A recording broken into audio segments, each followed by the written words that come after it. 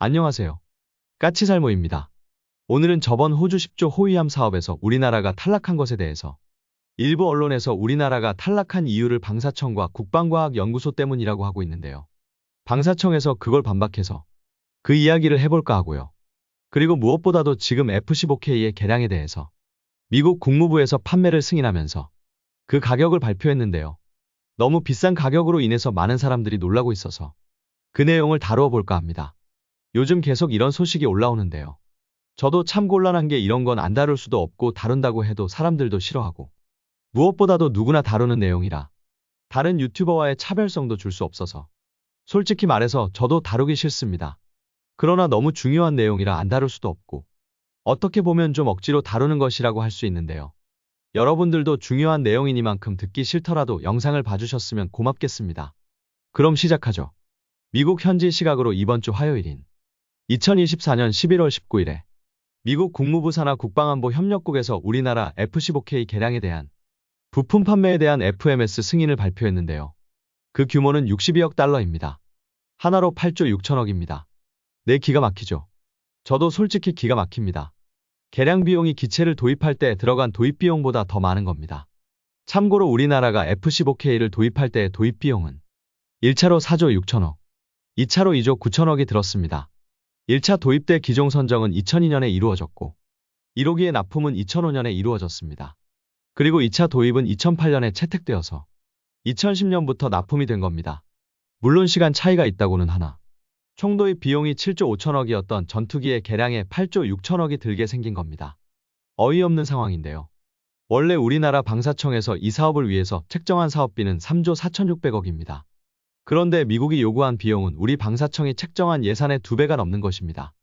요즘 미국 무기 가격 정말 미쳐버린 것 같습니다. 얼마 전에 제가 F-35 개량 비용도 3천억을 예상했는데 미국에서 승인한 가격이 8천억이라고 해서 사람들을 놀라게 했었는데요. 그리고 심지어는 아파치 헬기는 너무 비싼 가격을 미국 측에서 요구해서 우리나라에서 도입을 보류하기도 했다고 이야기했었는데요. 이번에는 F-15K의 개량 비용이 도입 비용을 뛰어넘게 되었습니다. 이걸 뭐라고 이야기해야 하는 것일까요? 이 정도면 정말 사업을 취소해야 하는 것 아닌가 하는 생각이 듭니다. 분명 F-15라는 기종이 우리 공군력 향상에 미친 의미는 상당합니다. 당장 이 기종이 도입되면서부터 우리 공군은 24시간 내내 공중에 한 개 편대 이상의 전투기 부대를 비상배치해 두는 게 가능해졌고요.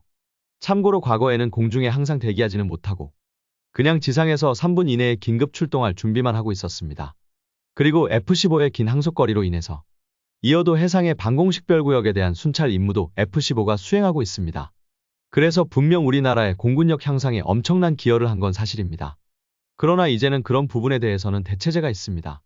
우선 우리가 개발한 KF-21이 앞으로 생산될 것이고 특히 공중급유기도 추가 도입될 것입니다. 그럼 KF-21과 공중급유기를 조합하면 기존의 F-15K가 담당하던 이런 임무를 전부 KF-21이 대신할 수 있다고 생각을 합니다. 그렇기 때문에 F-15의 개량을 포기하고 그냥 2대를 추가 도입하기로 한 공중급유기를 더 확보하는 게 옳다고 저는 생각을 합니다. 그냥 F-15는 대직 공격 능력만 좀 보강해서 폭탄 셔틀로 사용하면 된다고 봅니다. 분명 제공기로서의 임무는 KF-21이 대부분 대신할 수 있지만 F-15의 그 대단한 폭장량만큼은 KF-21도 대신할 수 없으니 F-15는 남은 수명 동안 그냥 폭탄 셔틀이나 하면 된다고 저는 봅니다. 그렇지 않고 지금 계획된 것처럼 미션 컴퓨터와 레이더, 거기에 전자전 장비까지 전부 포함한 개량을 하기에는 너무 많은 비용이 들어갑니다. 그리고 당장 일부 개량 내용을 축소해야 한다고 생각을 합니다. 이번 개량 내용에 포함된 전자전 장비부터 도입을 취소해야 한다고 생각을 합니다. 그러면 비용이 좀 더 줄어들 것입니다. 아니 그럼 F-15K는 전자전 장비도 없이 작전을 하라는 거냐라고 이야기하신다면 이미 우리가 전투기를 개량하면서 전자전 장비를 빼버린 경우가 있지 않습니까? 그건 바로 KF-16류의 개량입니다. 우리 공군은 KF-16을 개량하면서 전자전 장비를 새로 도입하지 않았고 그리고 제가 몇 달 전에 KF-16의 개량에 전자전 장비가 빠진 이유는 국산 전자전 장비를 탑재하기 위해서라고 이야기한 바가 있습니다. 그렇기 때문에 전자전 장비를 빼고 그걸 KF-16처럼 국산으로 개발해서 탑재하자는 것입니다.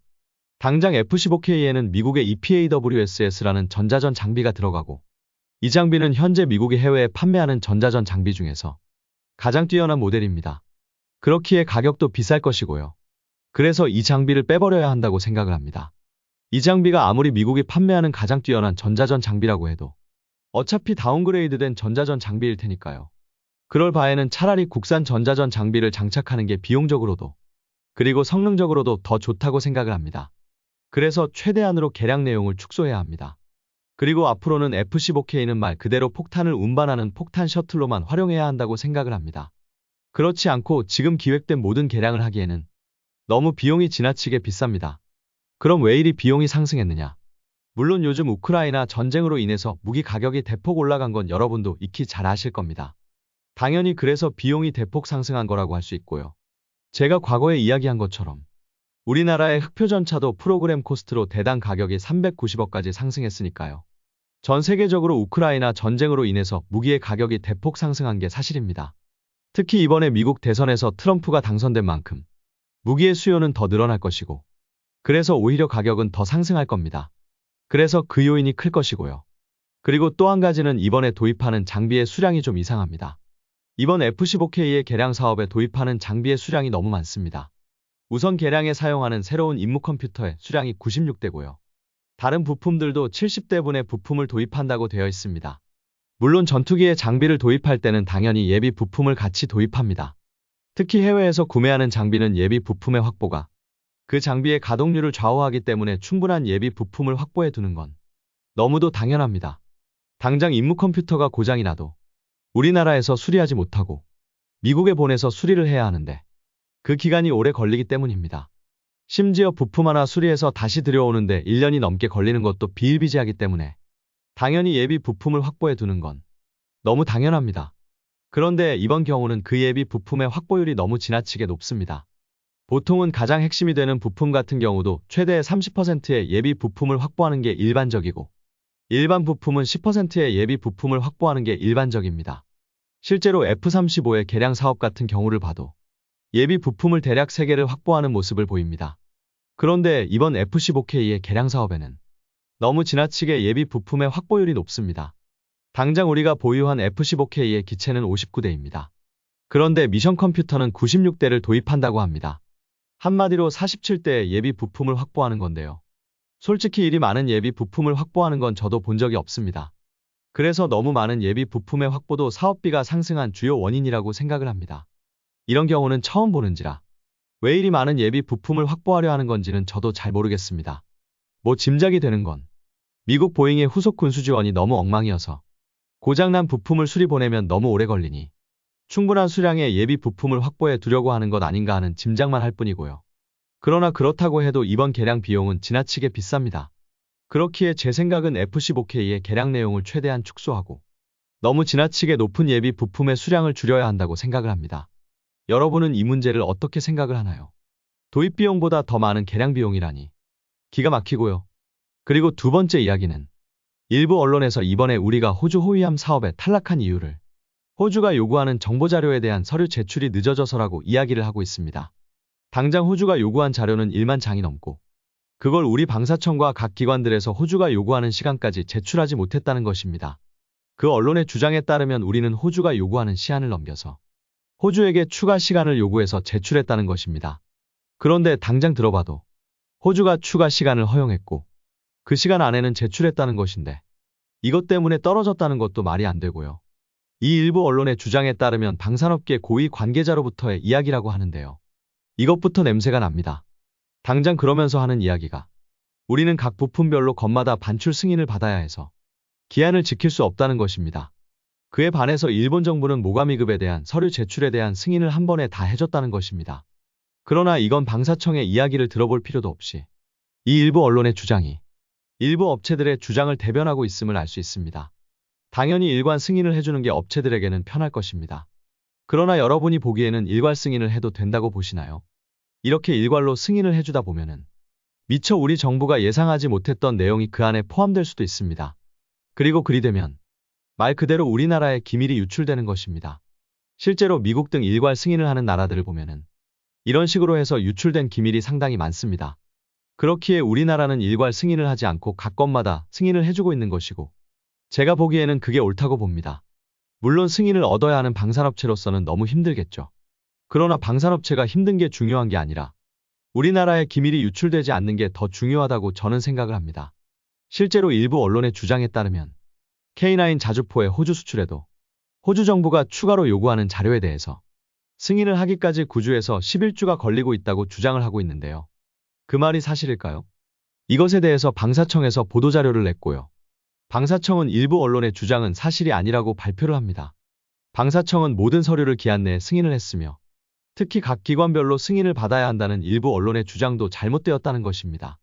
그래서 일부 언론에서는 각 기관 그러니까 방사청과 ADD와 산자부 등 각 자료의 소속 기관별로 별도로 승인받아야 한다고 주장을 했으나 방사청은 방사청이 주관하에 각 기관들과 협의를 거쳐서 일괄 승인을 해줬다고 이야기합니다. 한마디로 업체가 각 기관을 다닌 게 아니라 방사청에 요구를 하면 방사청이 각 기관과 협의하에 승인을 해줬다는 이야기입니다. 그리고 K9 자주포에 대한 것도 민간 업체가 자료를 요구하면 새롭게 승인을 받아야 하는 건 사실이지만 호주 정부가 요청하는 자료에 대해서는 승인이 필요 없다고 이야기하기도 합니다. 한마디로 일부 언론의 주장은 잘못되었다는 것입니다. 그리고 기한을 넘겨서 제출한 자료도 없다고 이야기했습니다. 결론은 이번 논란은 누가 봐도 일부 업체들의 농간이 만들어낸 가짜 뉴스라고 할 수 있다고 봅니다. 우리 정부에게 다른 나라처럼 일괄 승인 제도를 도입하게 해서 우리나라가 가진 기술을 좀 더 쉽게 반출할 수 있게 만들기 위한 일부 업체의 장난질이라고 저는 봅니다. 그리고 절대로 그래서는 안 된다고 봅니다. 솔직히 많은 나라들이 일괄 승인 제도를 가지고 있다는 건 저도 잘 알고 있습니다.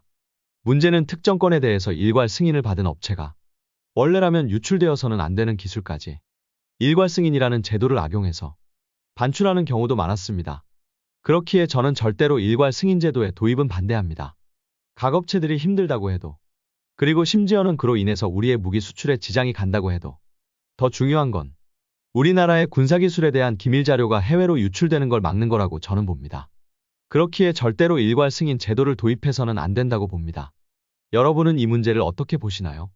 일부 언론의 주장처럼 우리나라 무기의 원활한 수출을 위해서 기술 자료에 대한 일괄 승인 제도를 도입해야 한다고 보시나요? 아니면 우리나라의 국방기술 유출을 막기 위해서 지금처럼 개별 승인을 받아야 한다고 생각을 하시나요? 분명한 건 저는 무기 수출보다도 우리나라의 기밀을 지키는 게 우선이라고 생각을 합니다. 그렇기에 일괄 승인은 안 된다고 생각을 합니다. 그리고 마지막으로 내년도 우리나라의 국방 예산이 나왔는데요. 이것에 관해서 좀 재미있는 이야기가 있어서 좀 해보겠습니다. 우리나라는 내년도 국방 예산을 61.6조 원으로 전년 대비 3.6%가 상승을 해서 국방비가 처음으로 60조를 넘었습니다. 그런데 웃기는 건 뭐냐면요. 폴란드입니다. 폴란드의 내년도 국방 예산이 64조라고 합니다. 이게 왜 웃기냐면요. 폴란드는 지금 2023년부터 해년마다 거의 국방 예산을 10조 이상씩 올리고 있습니다. 당장 폴란드의 2022년 국방 예산이 대략 22조였습니다. 그런데 내년에는 64조라고 합니다. 그래서 내년도에는 우리나라보다 폴란드의 국방 예산이 더 많습니다. 제가 왜 이런 이야기를 하느냐.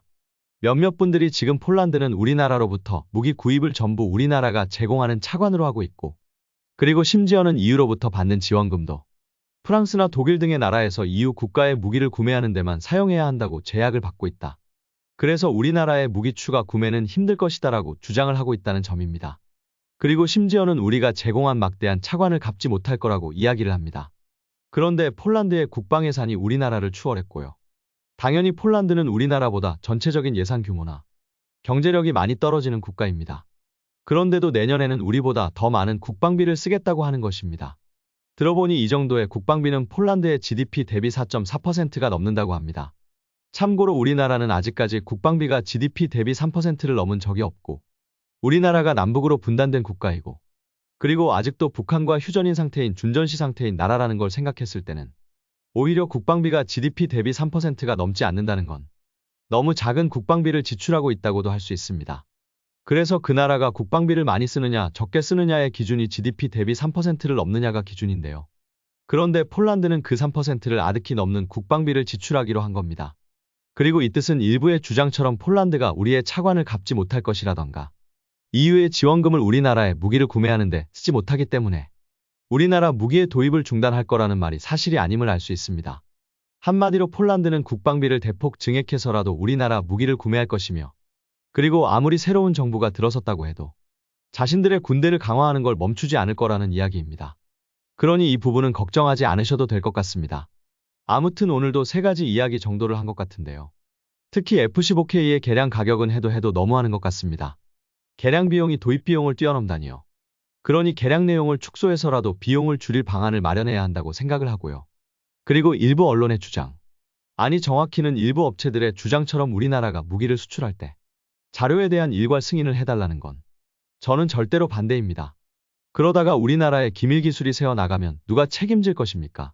서로 그로 인해서 무기 수출을 하지 못한다고 해도 절대로 일괄 승인을 해서는 안 된다고 봅니다. 이상 영상 봐주셔서 감사합니다.